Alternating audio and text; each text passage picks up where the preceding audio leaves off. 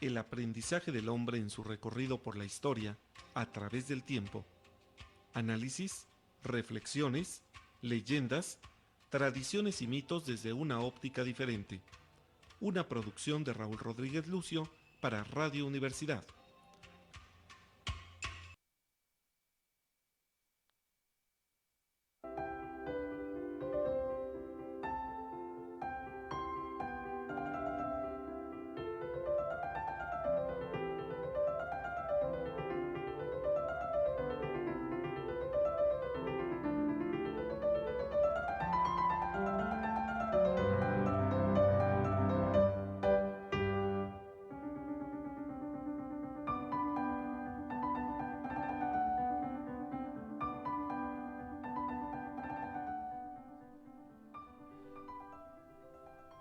Ecos de la Antigüedad presenta el cierre de nuestra serie de estudios, comentarios y discusiones acerca de las apariciones de la Virgen de Juan Diego, de la Virgen de Guadalupe, la existencia o no de Juan Diego. Todo esto ya hoy cerramos este capítulo. Estarán José Quesada Fox, Jorge Román Blasio, Fernando Rocha en la conducción, está Rodrigo, ahí no se ve, Rodrigo Romo por aquí en el fondo, en cabina de controles, Diego Palomares, y les habla al micrófono un servidor, Raúl Rodríguez Lucio, quien deja la conducción en manos de Fernando Rocha. Adelante, Fernando, buenos días. Hola, buenos días por escucharnos, este último programa del mes de enero, ya se nos fue el mes. Entonces esperamos que se encuentren muy bien y que hayan tenido un buen inicio de año. Y bueno, pues les comparto primeramente los números a donde nos pueden contactar. Si es en cabina, 442-192-1293, o si nos quieren mandar un mensaje por WhatsApp, 442-344-1404. Recuerden que nos pueden escuchar, bueno, pues por radio normal, en su aparato receptor, o a través de las redes sociales, en la página de Facebook de Radio Watt 89.5 FM, o en la página de Ecos de la Antigüedad. Igualmente por las aplicaciones Radio Garden, TuneIn, MyTurner, Radio Box, Simple Radio, Radio México y Radio FM, para que nos puedan contactar. Y bueno, rápidamente, primeramente, les voy a compartir un servicio social, bueno, dos servicios sociales. Se solicitan donadores de sangre AB negativa, A negativa, B negativa, O negativo. ¿Existe el O negativo? Para Josefina Silicio Fernández, con número de seguridad social 14-109-27-363. Si está en posibilidad de brindar su apoyo, por favor acudir al Hospital General Regional 1 Querétaro en el área de hematología. Para mayores informes, comunicarse al número 442-350-7605, y para registrar cita en el enlace http://bancodesangre.ims.gov.mx. Y se comunica el señor Conrado Ortiz Martínez de Estados Unidos, solicitando apoyo para localizar a su abuela materna, quien lleva por nombre Guadalupe González Ramírez, de aproximadamente 84 años de edad. Se sabe que radica aquí en la ciudad de Querétaro. En caso de tener información, favor de comunicarse al número 97 13 88 81 79.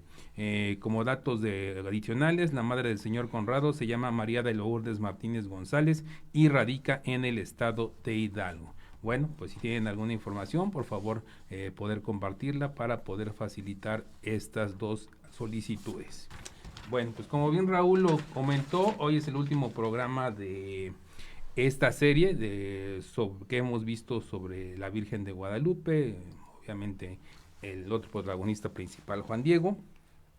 Y pues el día de hoy llegaríamos a las conclusiones que podemos inferir nosotros a través de lo que hemos investigado, leído y de lo que se ha presentado. Y bueno, pues primeramente, para cerrar un poquito esta parte, con respecto a la imagen principal, ¿no? Realmente pues el hecho de que esta leyenda, hecho real, como ustedes lo quieran tomar, acto de fe, o sea, lo que quieran, cada quien es dependiendo de la persona que crea, pues la manifestación viva que tenemos para sustentar esta adoración, pues es la imagen de la Virgen de Guadalupe que se encuentra actualmente en la Basílica en la Ciudad de México.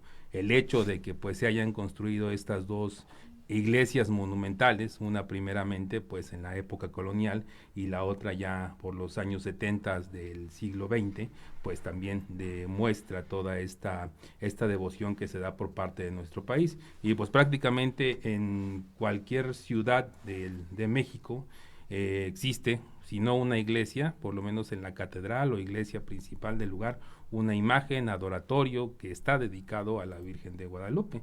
Igualmente, pues en el extranjero existe, ¿no? Una de las más populares era la que está, bueno, creo que todavía está, sí sobrevivió, pero en la Catedral de Notre Dame. En Inglaterra también existen, en Escocia, en Irlanda, en Italia, o sea, existen pequeños imágenes y adoratorios. En Sudamérica, no se diga, pueden ustedes encontrar la imagen de la Virgen de Guadalupe en los mercados, en Lima, en Colombia. Entonces realmente pues sí es un culto que se ha extendido. En Filipinas también la pueden encontrar. Entonces realmente pues sí es importante. Y lo que les comentábamos, pues el hecho puede ser que pasó, no pasó, pero el hecho es de que el culto existe y ha influenciado mucho en la historia pues de nuestro país y también en parte de la historia del mundo. Entonces vamos a hablar un poquito rápidamente, para dar ya la última media hora las conclusiones rápidas, pero sobre este lienzo, tilma, la manifestación que existe. Ahí en ese aspecto, Raúl, ¿nos puedes decir un poquito de la historia de esta tilma, por decirlo así? Pues mira, yo preferiría dejar eso en manos de Jorge Román, que es experto en la tilma. A mí, yo te puedo hablar del contexto histórico del momento, 1531, 10 años de que había caído la Gran Tenochtitlan, que había sido destruida. Estaba el inicio de un virreinato muy conflictivo, con grandes problemas de catequización, puesto que obviamente los mesoamericanos no entendían a ciencia cierta cuál era la nueva religión, cómo la podían compaginar con el catolicismo que ha llegado y ha entrado, y no hay manera de, digamos, no hubo como una tregua o permitir que se conservara la religión mesoamericana. Tenía que ser el cristianismo, puesto que era una de las excusas para poder estar los españoles en el Nuevo Mundo, era salvar almas para Dios, y pues la religión mesoamericana estaba totalmente cancelada. Esto produce un trauma muy fuerte en los mesoamericanos, que a duras penas estaban entendiendo que era el cristianismo, y este es el momento precisamente en que un hecho, un no sabemos que podemos decir, el fenómeno de las apariciones de la Virgen de Guadalupe viene a cambiar de manera radical todo lo que está pasando y sucediendo, el sentimiento de los mesoamericanos, y las conversiones en masa pues sí se intensifican a partir más o menos de esa fecha, como que se funde lo mesoamericano con el cristianismo europeo que va llegando, y es como un nuevo inicio. Es lo que yo te pondría ahorita en perfil. Perfecto, bueno, Sí. pues vamos con Jorge entonces. En este aspecto, ¿hay algún registro? Digo, sabemos que la imagen está ahí, sea la primera imagen, sean las copias que se han hecho, sean las sustituciones, como quieras, pero ¿hay algún registro de cuándo escrito o a través igual en Nicán Mopúa, no sé, que hable respecto a la imagen, no propiamente sobre este aspecto de la ley, de que se aparece a Fray Juan de Zumárraga con Juan Diego, sino otra referencia que pueda existir respecto a esta imagen? Sí, las descripciones que hacen Antonio Valeriano y Fernando de Alba Iztlizóchitl, y tenemos también los informantes en 1666 también, a los 12 personas que entrevistan, y actualmente el Centro de Estudios Guadalupanos encontraron también en la documentación que se hizo el acta de bautismo de Juan Diego también, y bueno, esas referencias de esas 12 personas que ya sea directamente en el caso de uno de ellos o por sus abuelos o sus padres que eran vecinos o de Juan Diego o de Juan Bernardino y que hacen referencia también a la imagen y otros documentos más.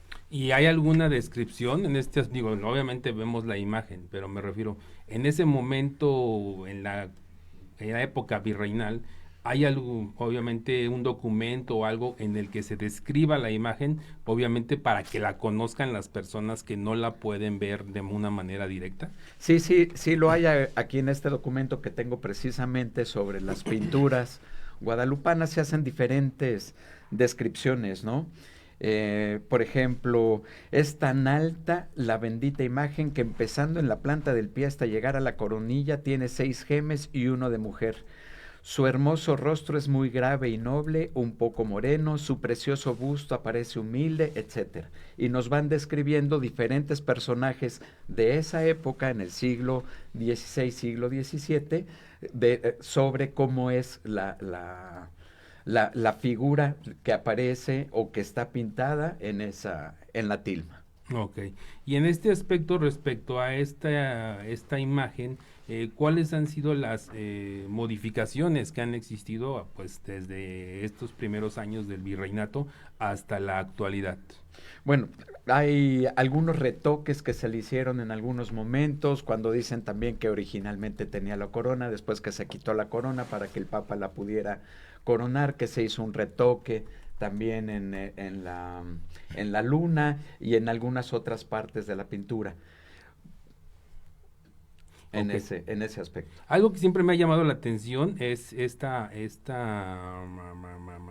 bueno, no existe en la imagen original hasta donde recuerdo, pero la imagen tricolor que está abajo de la luna. Ajá, con las alas Exactamente, del ángel, o sea que dicen que es Juan Diego quien... Pero casualmente pues son los colores de nuestra bandera, ¿no? Que se tomarían después para nuestra bandera. Okay. Que lo toma el estandarte Miguel Hidalgo precisamente para iniciar el movimiento de independencia. Okay. Pero estos colores, ¿crees tú que influenciaron en alguna manera para los colores que actualmente existen en lo que nosotros tenemos como lábaro? Como siempre me ha llamado la atención, ¿no? Porque sí hace ver, o sea, la imagen 1531 supuestamente, y ya estaban los 3 colores que actualmente usamos en la bandera. Y todavía no existíamos como nación. Exactamente. Así entonces, ¿puede haber influenciado ahí? Yo pienso que definitivamente sí, pueden haber influenciado esos colores. Finalmente pues son los que tenemos tradicionalmente, y curiosamente quienes han enarbolado esa imagen como el estandarte de la Virgen de Guadalupe, etcétera, pues han sido quienes más han prosperado en la parte de gobierno en México. Ya sería hacer unas conjeturas pues que no podría yo aseverar que efectivamente se tomó como base para nuestra bandera. Ok, bueno, y ahorita, bueno, ya que tenemos aquí a José, quiero darle la oportunidad de que nos dé su opinión respecto a todo esto, ¿no? Es muy difícil que nos diga sobre todo lo que hemos hablado en este pequeño tiempo, pero sí que nos dé su opinión sobre esta manifestación que hemos estado analizando. José. Bueno, pues mira, buenos días. Estuve estudiando el tema y retomando los programas anteriores y empezando un poco lo que dijo Raúl. Hay que poner este punto sobre la mesa. El santuario de Guadalupe se construye en el lugar donde estaba el adoratorio a la diosa Tonantzin, y es evidente que allí hubo una sustitución, es decir, sí se adoraba a Tonantzin y se empieza a adorar a Guadalupe. Yo creo que lo que es un poco difícil de comprender, cuando no es para mí, es cómo empezó eso. Obviamente, si tomamos el Nicán Mopagua, bueno, pues la Virgen se le aparece a Juan Diego y se sigue todo el tema. Pero como en este programa es un programa historia, siempre hemos tratado de irnos más a los elementos históricos que en cierta forma, pues no se puede decir son verificables o son plausibles, que a un hecho sobrenatural, que sería el caso. Uh-huh. Entonces, ¿qué elementos históricos hay? Bueno, pues que se hizo esa sustitución.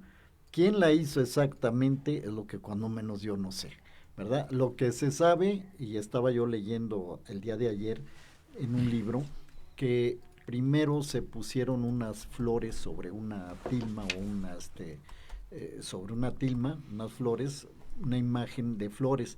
¿Por qué? Porque a los orígenes, cuando empezó la evangelización, los indígenas hacían cuestiones de flores, como ahora hacen, ¿no? Que hacen altares y calzadas y todo eso. Entonces parece ser que hicieron una imagen de la Virgen de flores, que después se fue quedando ahí y ya después fue retocada por un pintor, ¿verdad? Esto es lo que parece que es el origen de la imagen que ustedes están describiendo. El tema ahí es también el nombre de Guadalupe. El nombre de Guadalupe viene de Extremadura, ya lo tocaron en el programa anterior o en algunos programas, ¿verdad? Y entonces, si nosotros vemos la Virgen de allá que está en el Santuario de Guadalupe, en Cáceres, creo que es Extremadura, ¿verdad? Es una Virgen que está cargando un niño, y es otro tipo de imagen. Pero parece ser que hay una imagen parecida a la de Guadalupe de México, que aunque está cargando un niño, allá, estoy hablando de la sacristía de allá, se parece a la de México. ¿A dónde voy? Al hecho de que también hay un dato que está en el libro de Bernal Díaz del Castillo que a mí me fascina, que es un dato que la Virgen de Guadalupe ya en 1568, que es cuando está terminando la redacción Bernal Díaz del Castillo, él hace mención a que está el santuario donde ya se adora a Guadalupe, y hace referencia a que originalmente en ese sitio asentó su real Santiago de Sandoval, cuando el sitio de la Tenochtitlan. Entonces, ¿qué hipótesis? Esto es una de tantas hipótesis, ¿verdad? Los extremeños, o sea, estos conquistadores eran extremeños, tenían la vocación de la Virgen de Guadalupe de Extremadura, pues hayan sembrado, por así decir, el simiente de la Virgen de Guadalupe, ¿verdad? En este lugar. La Virgen se vuelve milagrosa. ¿Por qué se empieza a saber de la Virgen? Porque se mencionaba que hacía milagros, o sea, que esa Virgen que estaba en ese lugar hacía milagros. Pero ojo, aquí encontré un dato que me llamó la atención. Originalmente no se hablaba de apariciones, se hablaba de milagros, ¿verdad? Ya hasta 1638 es cuando, sí, 38, no sé el año, a ver si no me equivoco, ahí, el año, cuando Sánchez, ¿verdad? Miguel Sánchez publica 1647. 47, pero siempre. Entonces, él publica, ¿verdad? Esta vocación, esta idea de que la Virgen se había aparecido. Lazo de la Vega, un año después, ¿verdad? Sí, en el Nicán Mopohua, bueno, ahí aparece el Nicán Mopohua, que es el tema que se ha estado tratando aquí. Entonces, todo esto así dicho, ¿verdad? Es para plantear esa hipótesis, ¿verdad? Cómo hay elementos históricos que se van recaudando acá y allá y más allá, ¿verdad? Que explican en cierto sentido cómo empezó esa adoración, ¿verdad? Y bueno, ya en 1648, ¿qué año dijimos? 47, ¿verdad? En 1647 ya se le da un sentido que tiene que ver con el capítulo 12 del libro del Apocalipsis, por cierto, ¿verdad?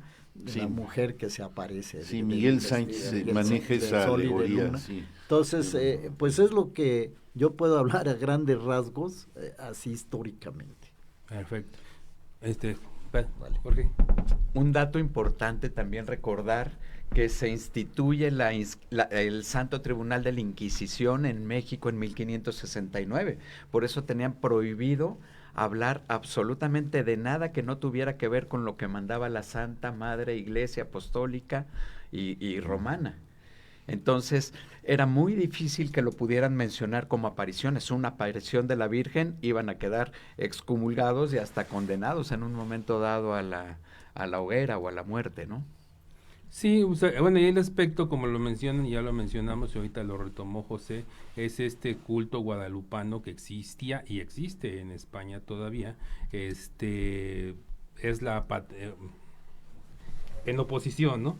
La Virgen de Guadalupe de México es patrona de América Latina y emperatriz de las Américas. Y la Virgen de Guadalupe que existe en Cáceres es patrona de Extremadura y reina de la hispanidad.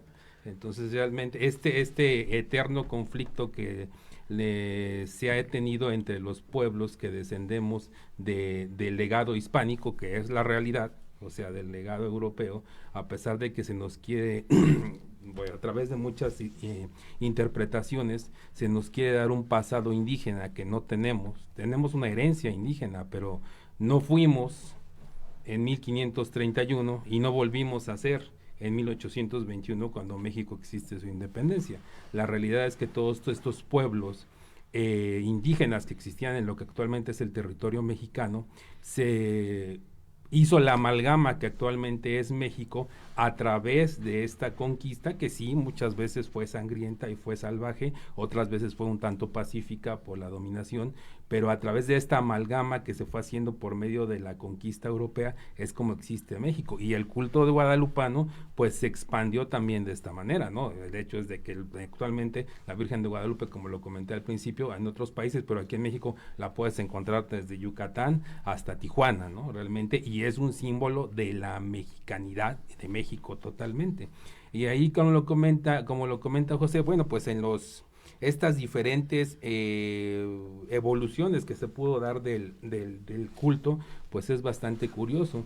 Seguramente yo creo que los radioescuchas que escuchan este programa por su gusto por la historia habrán leído el libro Azteca.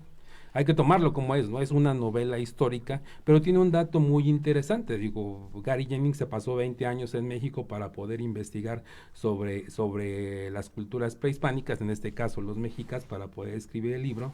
Y el libro, pues, es unas supuestas cartas que escribe Zumárraga a Carlos V porque quiere saber, pues, cómo eran sus dominios antes de que ellos llegaran. Y en una de esas, Fray Juan de Zumárraga, precisamente, la fecha de la carta ronda alrededor de diciembre de 1531, y en la que él menciona que ha sido muy difícil la evangelización de los indígenas. ¿Por qué? Porque al principio ellos creían que realmente estaban tomando la fe católica, pero se encontraron con la curiosa situación de que pues iban muchos indígenas a los templos y los veían arrodillados y decían, pues sí, no están descubriendo al Dios verdadero. Sí, qué devoción tan Exacto, grande, sí, o sea, estamos lográndolo, pero cuando se descubren que, ¿qué creen? Pues los indígenas construyeron las iglesias y los altares, pues inteligentemente escondieron imágenes de sus dioses debajo de los cimientos, detrás de los templos, entonces realmente estaban adorando a estos dioses. Y él decía, en esta carta le dice, todos estos hipócritas que pues que creemos que han abrazado la fe católica tratan de engañarnos.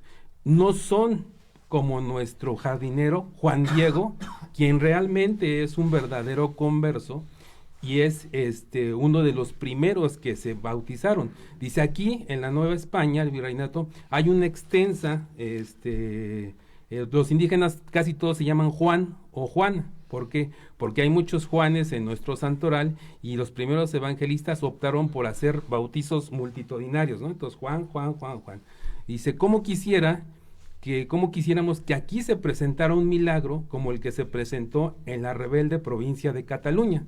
Cuando la Virgen de Montserrat, de la que usted, mi señor, es muy devoto, se presentó y esa provincia actualmente es una de las más fieles a su imperio. Entonces esa imagen que nos pinta ahí Gary Jennings es muy curiosa de cómo pudo haber sucedido, y también esta unión que se hace de la cultura prehispánica con la cultura europea a través de esta sustitución que se llegó a hacer, ¿no? En algún momento tuvieron que hacer, pues ¿qué hago? Pues no puedo, para borrar la vieja fe que todavía tienen, pues tengo que eliminar a toda la población indígena. ¿Qué hago? Pues mejor lo uno, ¿no?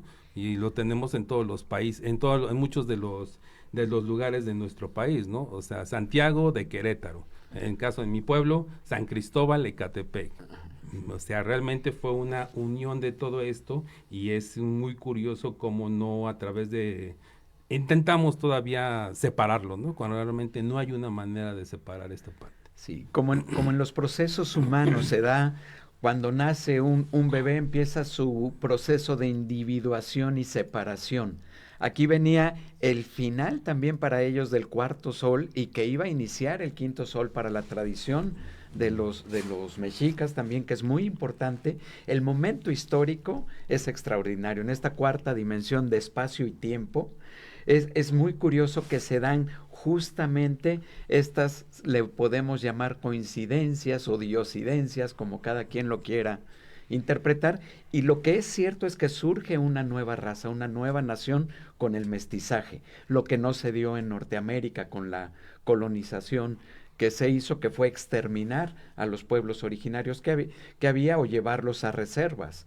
Entonces es muy, muy fascinante cómo se da este momento histórico, que lo tenemos en el libro que mencionábamos de Flor y Canto del Nacimiento de México, de José Luis Guerrero, y también es muy curioso en la imagen, que era el tema con el que empezamos precisamente a hablar, da una precisión formidable de espacio y de tiempo, tanto la figura de las montañas felices, que son los volcanes y que ya se han hecho estudios y coinciden en un 92% la distancia a la que están, poniendo a la imagen recostada con la cabeza hacia la derecha, y podemos ver el cordón de la franja de los volcanes de México, y además en el manto, en las estrellas, con las constelaciones y las estrellas que aparecen, cerca de 72 estrellas, se puede dar el lugar preciso, de acuerdo a la topografía, cómo se puede referenciar un lugar de la Tierra con las estrellas, que se puede hacer con la Luna, con el Sol, pero en este caso con las estrellas. Son muchísimos elementos que tiene el mismo manto, la misma imagen, para decir, bueno, pues quién tenía todos esos conocimientos geográficos, astronómicos y culturales también, tanto para los indígenas como para los españoles, para hacer una fusión en esta imagen con este mensaje. Y también cómo empieza sociológicamente la conversión y el consuelo de los indígenas a partir de esa fecha, de esos momentos, y ciertamente tiene una relevancia fundamental la imagen en el ayate o en la tilma. Sí, realmente, pues como comentas, es esta, ¿no? Es esta fusión, como se haya dado, como se haya expresado, pero que actualmente pues vemos ahí está plasmada. Y bueno, ya casi estamos por irnos al corte, vamos a leer los mensajes rápidamente. Maggie de la Torre, muy buenos días, saludando al panel con mucho gusto, lista para escuchar la conclusión de este interesante tema. Muchas gracias, Maggie. Mónica Fernández Acosta, feliz día, Ecos de la Actividad, muchas gracias. Jorge de la Vega, primo, un fuerte abrazo, que tengas un muy buen día, saludos al panel. Saludos, primo, allá San Francisco, madrugando como de costumbre. Ya le contestaste. Luis Reyes Vázquez, muy buenos días, muy interesante la exposición de este tema que hoy concluye. Felicitaciones al panel. Y creo que ya no ha llegado nada de WhatsApp. No. Bueno, pues ya antes de irnos al corte, estas diferentes, porque vamos a regresar con las conclusiones, estas diferentes situaciones que se pueden ir dando respecto a este tema, pues también otra referencia que ustedes pueden ver, no sé qué tan difícil sea de conseguir y no sé si está en YouTube, pero hay una película que se llama también Nuevo Mundo, en el que precisamente es una explicación total, bueno, no una explicación, pretende ser una explicación radical de cómo se creó el culto a la Virgen de Guadalupe. Obviamente no se dice que es el culto de la Virgen de Guadalupe, es una virgen, pero es precisamente esta situación, ¿no? Ahí sí te dice definitivamente, digo, la película es de Gabriel Retes y sabemos cómo son sus temáticas, ahí te dice... extraordinaria película. Te dice directamente, o sea, la Virgen, esta imagen de la Virgen fue creada como una manera para poder calmar todos estos conflictos que se estaban dando entre indígenas y los europeos, precisamente como lo menciona Jorge, para poder darles de alguna manera un consuelo y a través de este consuelo afianzar la dominación. Ahí te lo dice totalmente en la película, y al final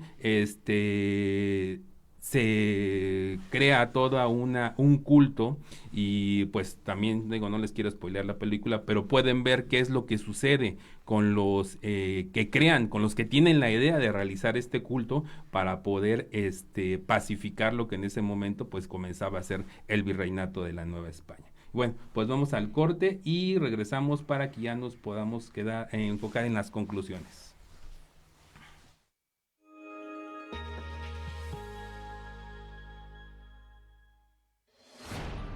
XHUAQ 89.5 FM. Radio Universidad. Transmitiendo para ti las 24 horas del día. Estudios y oficinas. Centro Universitario Cerro de las Campanas. Planta transmisora. Campus Exaeropuerto de la Universidad Autónoma de Querétaro. Carretera Yechimequilla sin número, Ejido Bolaños. Radio Universidad. Integrante del Sistema de Radio, Televisión y Cinematografía de la Universidad Autónoma de Querétaro. Radio Universidad. 89.5 FM. La cultura universal. Radio Universidad.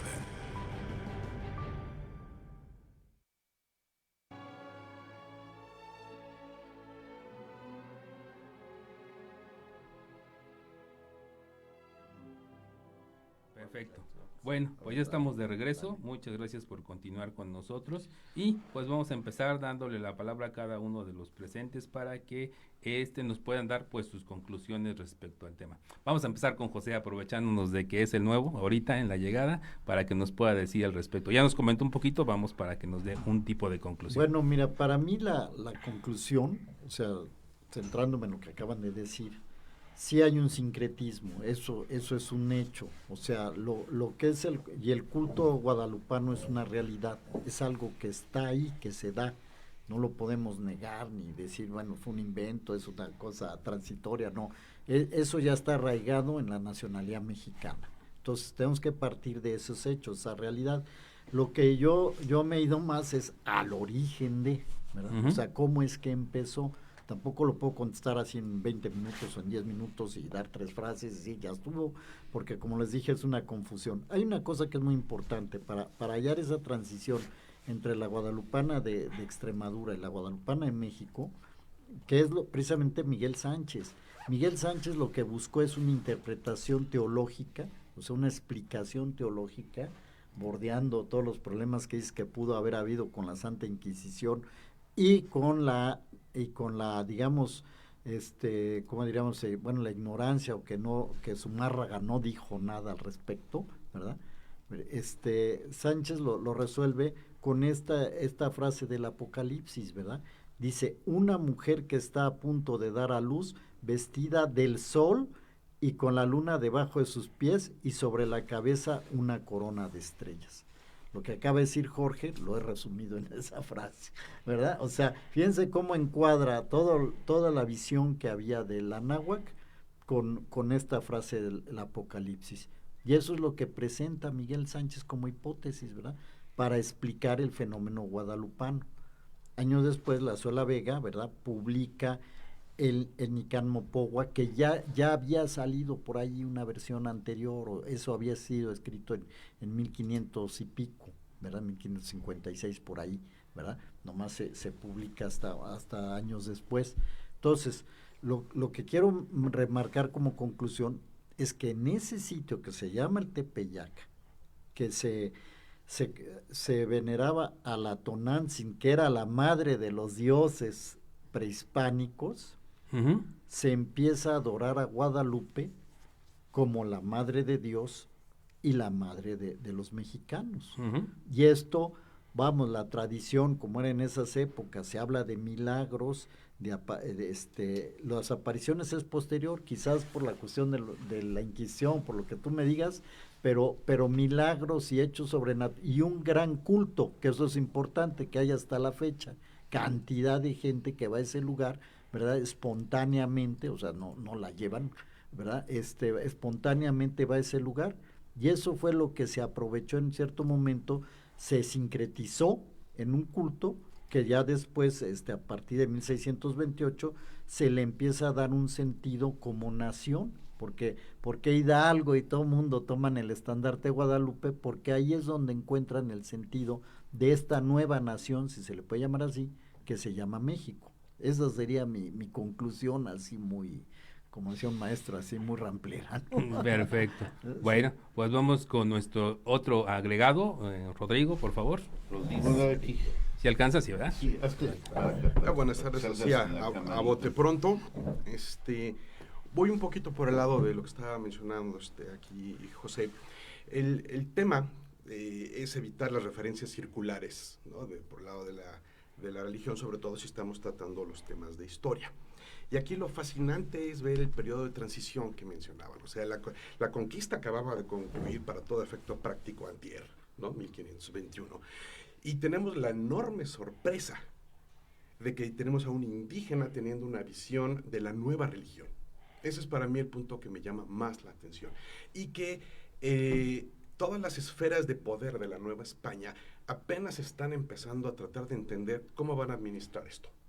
O sea, tenemos a los conquistadores haciendo sus conquistas, ¿no? Manteniéndose en eso, y resultan muy malos administradores, lo cual lleva a Zumárraga a pedirle y llevarle el reporte a Carlos V y Carlos I de España, y aquel hasta después determina la creación del virreinato. Es 1542, las fechas son importantes. Entonces tenemos la conquista en el 21, las apariciones en el 31, el virreinato hasta el 32. Entonces conquista, religión y administraciones vienen en ese orden. Entonces, pasandito la creación del virreinato, tenemos al primer concilio metropolitano, que es en el 55.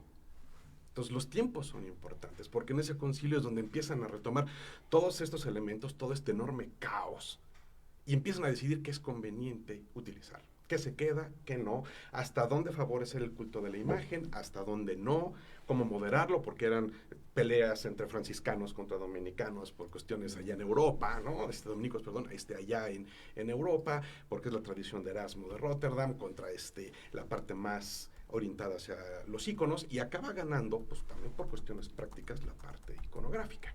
Entonces, todo eso va coincidiendo en dar por sentado un culto que a fuerzas que existía y que necesitaba una expresión moderna para esos tiempos, y tienen un par de vehículos convenientes y acaba forjándose en un crisol completamente nuevo lo necesario para un culto que no le dieron de todas maneras su reconocimiento sino hasta el siglo XX. O sea, porque se negó durante mucho tiempo la parte de beatificación, la parte de santificación, ¿no? Hay un intervalo enorme entre el primer concilio metropolitano y el siglo XX. Entonces, en todo ese tiempo no se le dio más peso, pero se dejó crecer el culto. Entonces, son las dos fuerzas que van moderando el curso de este río, ¿no? Entonces, es un momento fascinante, una confluencia de demasiados elementos que es bien difícil encontrar qué hilos sí, qué hilos no, pero la historia que va manifestando es fenomenal. Yo cierro ahí. Perfecto, muchas gracias, Rodrigo. Bueno, pues ahora pasamos con Jorge, por favor. Muchas gracias. Pues sí, es como bien lo mencionas, es fascinante.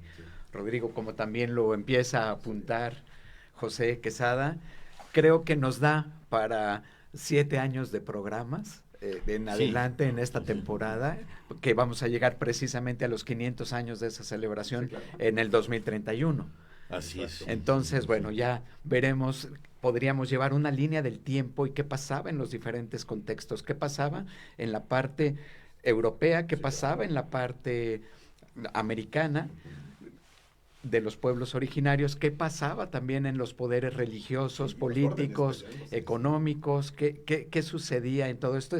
Es maravilloso, creo que por ahí podemos hacer un apunte. Platicábamos originalmente de qué había sucedido con Monseñor Schulenburg, con don Carlos Barjols también, que ellos dicen, bueno, pues no dijeron que no existió, lo que dijeron es no podemos demostrar ahorita documentalmente que haya existido, y entonces se hizo un linchamiento tremendo de ellos en su momento, que tendrían lo suyo también. Sin embargo, es una polémica que se establece, que la hubo desde los inicios también, como bien lo mencionas, entre dominicos y franciscanos, y los diálogos de los 12 y la visión de los vencidos también, cómo veían ellos que ya se les había ahora sí que acabado el mundo y de repente la Virgen les habló, ¿no? Entonces creo que es fascinante todo lo que podemos abordar al respecto, y al final es cómo lo vive cada quien.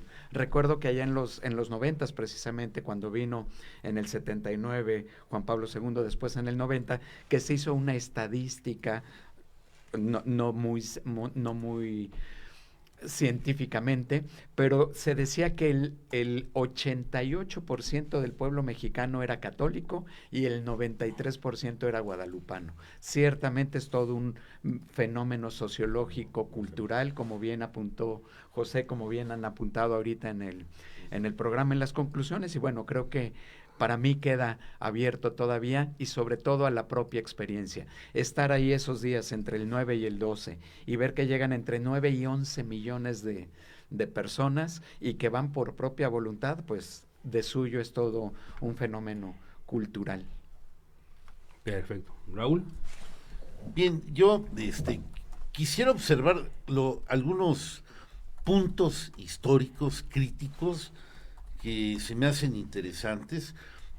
Ya aquí mis compañeros han expuesto la importancia global de todo lo que significa el fenómeno de Guadalupe, que es indiscutible. Ya no quiero ahondar. Yo me quiero centrar en ciertos puntos. Por ejemplo, la existencia de Juan Diego me parece indiscutible. En los informes de 1666 se demuestra plenamente que existió. Hay muchos testimonios, tanto de indígenas, criollos, españoles, que así lo atestiguaron, aunque haya sido pues como 130 años después, pero que oyeron de sus abuelitos, de su papá y todo, y eso bajo juramento jurídico, ahí no evidencia que en efecto el personaje existió. Otro punto que quiero tocar es el famoso Códice 1548. La familia queretana que lo encontró es intachable. O sea, no se pueden prestar a un fraude ni nada. Fue toda una sorpresa la manera en que se lo encontraron y que lo hacen llegar al padre jesuita Javier Escalada para su estudio honesto, y lo que muestra el códice es sorprendente. Yo recuerdo, bueno, sí hay algunos peros que se le hicieron cuando se hicieron los estudios de la UNAM, pero esto no le quita lo sorprendente que estén involucrados Fray Bernardino de Sahagún, Antonio Valeriano, así como y las formas en que está, digamos, expuestas las dos exposiciones que aparecen en este códice, una en grande y otra como en una parte más chica. Es sorprendente cómo apareció o quién lo hizo o cuál era el pretexto, ¿no? Para hacerlo, porque al parecer sí es un códice del siglo XVI, ¿sí? Y no sabemos si ahí lo que nos parece que nos está indicando es que Antonio Valeriano conoció de alguna manera a Juan Diego antes de 1548, que ahí se muestra la muerte de Juan Diego Cuautla Totzin, que es súper importante que aparezca esta fecha, y le contó. Aquí aparece y le contó, y ya Antonio Valeriano, bueno, hace ese increíble relato que ya bajo los estudios de Miguel León Portilla se ha visto que era imposible que hayan sido de este escritor de 1648, Luis Lazo de la Vega no pudo haber escrito así, y sí, es una obra digna de Antonio Valeriano, que era un nahuatlaco, que fue cacique, que fue un personaje muy importante en la administración del siglo XVI, con todas las credenciales que se le puedan admitir y la sensibilidad mesoamericana que así lo caracterizaba. Sí permiten afirmar que el Nican Mopoa, que es el otro punto que yo quiero indicar, ese escrito, para mí, yo estoy convencido que lo hizo Antonio Valeriano, y mi duda, ¿entrevistó a Juan Diego? ¿Realmente lo conoció? O sea, le llegó a decir algo, pero esa es una interrogante muy grande, apasionante para los que estudiamos historias, que me gustaría ahondar.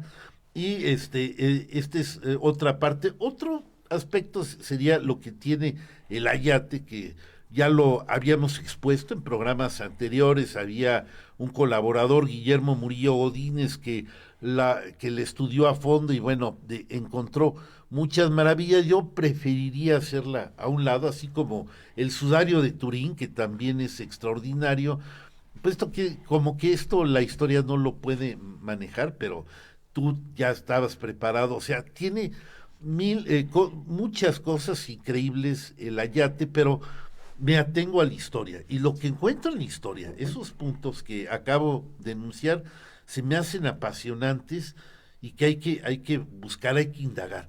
A ver si hay más documentos, a ver si encuentro, por ejemplo, el Códice de Tepexpan, donde se ve una procesión de 1531, donde está un alto prelado, donde aparentemente llevan una imagen, que van por el canal que va de sur a norte en Tenochtitlan, seguramente van ahí a donde era el lugar santo en el Tepeyac para llevar esa imagen. Es increíble y está en la biblioteca guadalupana. Entonces, para concluir, yo veo que hay muchos ingredientes muy sabrosos, exquisitos, históricamente hablando, sin entrar a lo sobrenatural. Ver el Ayat y todo, yo preferiría ahí no entrar. Sí, esto es como materia para otro tipo de especialistas y no tanto como lo que pretendemos aquí hacer de historia. Esa sería, digamos, mi conclusión, Fernando. Perfecto. A José, a ver, Mira, antes de que nos vayamos que agarre a los el comentarios. micrófono rápido, pero Sí. es en colofón a lo que acaba de decir Raúl. El código escalada, se acordarán que hablaron que si la firma estaba en otra tinta de otro color y que si era o no era, pues me di a la tarea de averiguar eso, porque yo hice esa pregunta, y resulta que esa firma fue autentificada por un investigador, un maestro de la Universidad de Utah, que se llama Charles Dubié, Sí. Dubié, o sea que autentifica que esa firma es propia de Sí, es Zumárraga. propia, sí. Igual lo hicieron en el Banco de México, en una parte de documentos, o sea, antiguos, ¿verdad? Entonces, la firma está autentificada. Entonces, desde luego, este código escalada es un documento auténtico firmado por Zumárraga, ¿verdad? Entonces, la otro punto, el Nicán Mopagua, ya también les había mencionado yo en unas intervenciones que hice por ahí, ¿verdad?, que existía otra versión, no solamente el Lazo de la Vega. O sea, lo que viene a confirmar que fue escrito por Antonio Valeriano. Esta versión que está en el Museo de Nueva York, ahí lo pueden ver las fotos en el internet. ¿De dónde proviene? Pues resulta que proviene de José Fernando Ramírez, que fue ministro de Relaciones Exteriores durante el gobierno de Herrera y de Arista, y que se exilió, se ve que era un conservador, se exilió al final de la caída de Maximiliano. Y este hombre, pues su biblioteca se la llevó a Europa, no cabía todo en el celular, había que llevarse los libros. Había que cargarlo. ¿Verdad? Y a mí todavía me tocó eso. Y entonces, carga con la biblioteca, muere en Bonn, por allá, y su biblioteca es adquirida por el Museo de Nueva York.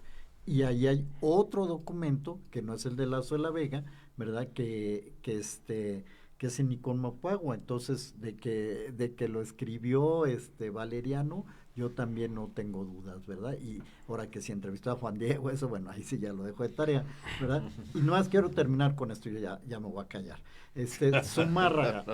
Zumárraga, ¿por qué no dijo nada Zumárraga? Firma un documento, estamos diciendo firma un documento, es el supuesto protagonista, ¿verdad?, a quien se le presenta la imagen de Guadalupe, ¿verdad? Pero él en sus escritos que mandó no dijo, fíjense, pasó esto o me pasó esto, ¿verdad? Porque él era erasmista, y esto es importante, tú lo mencionaste, es muy importante. De acuerdo, estamos en la época de la Reforma, de los protestantes. Erasmo era más cercano a los protestantes, y Erasmo de Rotterdam, y los franciscanos eran más cercanos al pensamiento de Erasmo de Rotterdam, ¿verdad? Aquí hay una frase que es muy importante. Zumárraga escribe un libro que se llama Regla Cristiana Breve, ¿verdad? Y es que lo que está ahí estableciendo es que hay que enseñar en una forma sencilla y directa la fe. Por eso la discusión ¿cómo se llama esto? De la Inquisición, y que luego ya llegaron los jesuitas, que son más producto de la Contrarreforma, ¿verdad?, con ideas de hacer más sincretismo y tomar más elementos al catolicismo. Pero la religión de los primeros franciscanos, bueno, la religión que trataron de explicar era esa religión simple, centrada en el cristianismo, que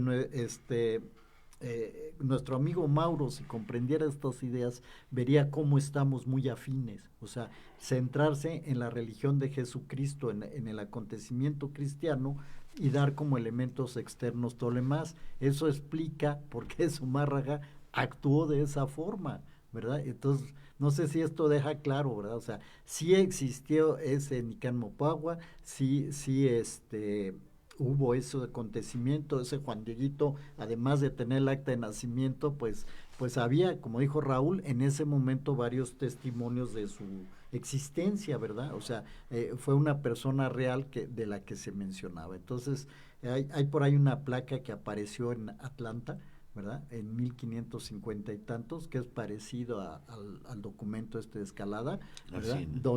Donde también se ve la imagen de Juan Diego recibiendo de una joven india vestida de azteca, ¿verdad? Una rosa. Entonces, como que eso ya existía, hay varias partes que nos llevan a decir, todo esto ya existía antes de que se hiciera tan manifiesto en 1648. Perfecto. Sí, pues como comentan, yo creo que a manera aquí hay unas preguntas y espero contestarlas a través de estos comentarios. El hecho es que, pues sí, pasaban muchas cosas en ese momento en lo que actualmente es México, ¿no? Y esto, algo que mencionó Rodrigo, es muy importante, es la temporalidad de cómo van dándose los hechos. En la simplificación de la historia que nosotros tenemos, llegaron los españoles, ahí tenemos una primera simplificación, y acabaron con todo.